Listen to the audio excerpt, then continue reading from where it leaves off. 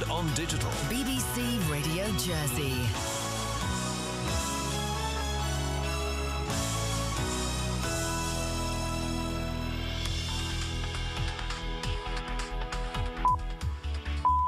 Good morning, Jersey. It's 8 o'clock. I'm Ashlea Tracey. Coming up between now and 9, we'll hear claims that despite the VAT loophole being closed, companies here are still trying to get around UK tax rules. We know of some businesses that are sending goods from the Channel Islands into another European country, claiming the import VAT relief there, and then having it forwarded on to the UK.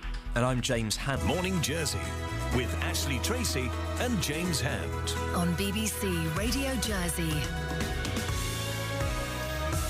Morning, it's just after 7 minutes past 8 o'clock now. A new report from the European Union says that Jersey's CD and DVD mail order industry cost the UK tens of thousands of pounds a year in lost taxes before it was shut down 3 years ago.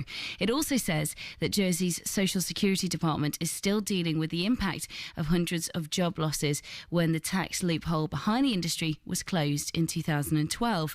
It was called Low Value Consignment Relief and meant online shoppers in the UK didn't have to pay VAT on goods worth less than £15 as long as they were shipped from the Channel Islands. At the time, those defending the so-called loophole argued the effect on the UK was overstated, but this report suggests scrapping it made nearly £500 million for the UK public purse. Richard Allen is from the UK campaign group RAVAS, that's Retailers Against VAT Avoidance Schemes. So the UK scrapped low-value consignment relief 3 years ago, but it didn't actually cure the problem, did it? The industry just went elsewhere. Small parts of it did. It took away the bulk of the industry. But I think the more important issue is that it highlighted the issue within the European Union, and it's now something that they're dealing with. So do you think that this therefore prompted the EU to sort of deal with VAT avoidance throughout the other member states? It prompted them to deal with this particular issue, the abuse of this particular import VAT exemption, because it was such a huge industry in the Channel Islands. There was nothing comparable to it in the rest of the EU. This report from the European Commission suggests that the UK has gained nearly £500 million in VAT from the Channel Islands since this tax break was scrapped. That sounds like a lot, but how damaging was that to UK retailers, would you say? Well, I mean, it was extremely damaging. I'll give you one example of a business that sold Hoover bags, vacuum cleaner bags, and they ended up with a company that bought a vast stock off them. They didn't realise what they were going to do with them, and then they suddenly found that this company was undercutting all of their UK outlets. It caused them a lot of problems, which is why they got involved in this campaign when we highlighted it. LVCR, as we've said, stopped here, but it has carried on in other places. So what is the solution? How are, in your opinion, European authorities going to combat VAT avoidance, if at all? Well, I mean, essentially, what was happening was people were sending things outside of the EU deliberately and then re-importing them and claiming this VAT exemption.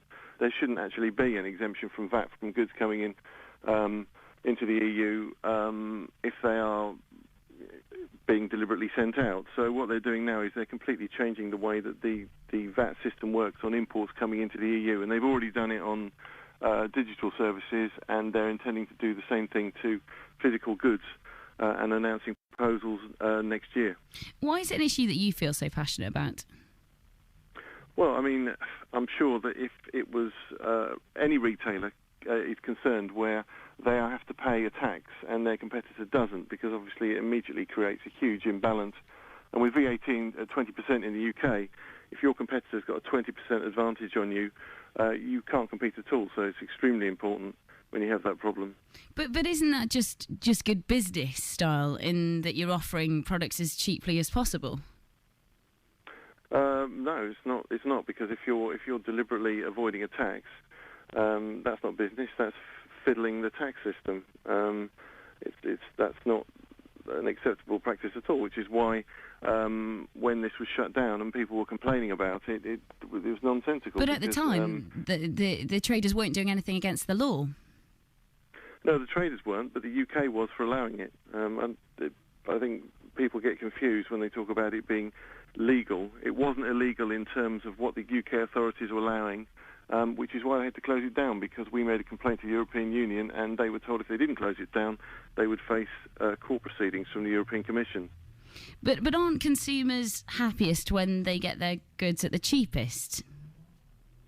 They are, and I'm sure everybody would like to not pay tax. But I mean, that's not never going to work, is it? Because if there are no taxes, we don't get any public services. As a retailer, I'm sure you'll understand why I asked this question. Scrapping the tax break in Jersey cost hundreds of jobs in the island. Do you think it was fair on all of the people who ended up as unemployed? No, I think that was a really unfair situation. But I think the authorities in Jersey and the authorities in the UK have some questions to answer. In particular, in Jersey, there was a report in 2005 that the government commissioned by an organisation called Auxera, which actually told the Jersey government that the entire industry was based upon a tax break, yet they persisted in promoting it. And at the same time, the UK government allowed it, and they could always have stopped it at any moment. So something grew that was unsustainable, that was never going to continue for a long time. And then when the reason why it existed, the tax break, was removed, the thing collapsed, which was completely foreseeable from the very beginning. But still difficult for those people who lost their jobs. Definitely, yeah. And when, anyone that was affected by this, in my view, should be given compensation. That's on both sides. When in the Channel Islands, when the government spent £750,000 on a court case that was always doomed to failure, they should have spent that money helping those people that were affected by the removal of this exemption. I understand you believe that companies here in the Channel Islands are still trying to get around UK VAT rules. What evidence do you have to back that up? We have bought items where we can see where they've come from, and we've tracked them, and there are companies that are still sending goods into other member states and claiming the exemption, which is actually, that is illegal, because VAT should still be due from the member state in which it's imported on that leg from that state to the UK. But unfortunately, with this whole issue, with this particular tax exemption, every member state in Europe has implemented it differently. It was a complete mess, which is why the European Union have finally started looking at this to correct the problem. And when you say correct the problem, what needs to then happen?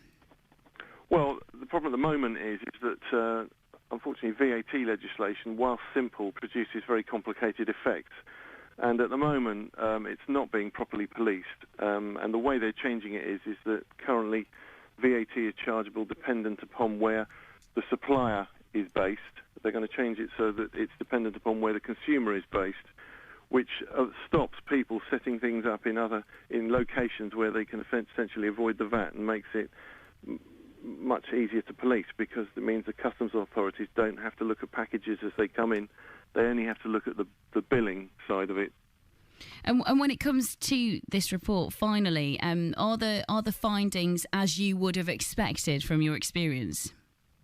Well, I think what sticks out from this report is that all of the things in this report that are now confirmed as happening were denied point blank, up to the point that LVCR was removed. I mean, I can recall when we were campaigning on this, we were being told that it wasn't anywhere near the scale that it shows in this report, and that a lot of the things that were happening weren't happening. Well, they clearly were.